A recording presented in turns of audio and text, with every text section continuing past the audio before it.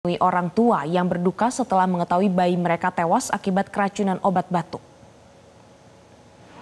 Hingga hari Selasa, total terdapat 23 bayi yang tewas akibat keracunan obat batuk yang diidentifikasi sebagai Cold Drift yang diproduksi oleh Sresan Pharmaceuticals, sebuah perusahaan obat-obatan yang berbasis di Tamil Nadu, India.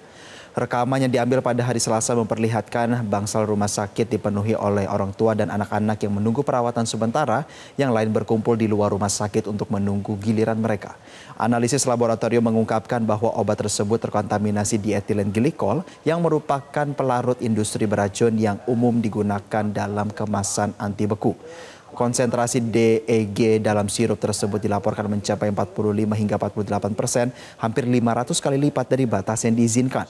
Kepala bagian rumah sakit medis sakit Sanjay Gandhi Memorial, Rahul Mishra, menyatakan bahwa pihak rumah sakit tidak menyarankan penggunaan sirup tersebut dan terus memperingatkan masyarakat agar tidak menggunakannya. Sementara pemerintah daerah Tamil Nadu telah mencabut izin Sresan Pharmaceuticals dan melarang penjualan obat tersebut.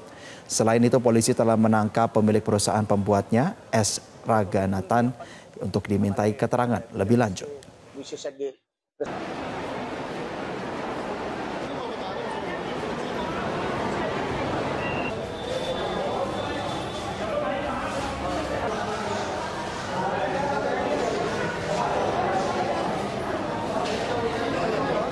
Jelajahi cara baru mendapatkan informasi. Download Metro TV Extend sekarang.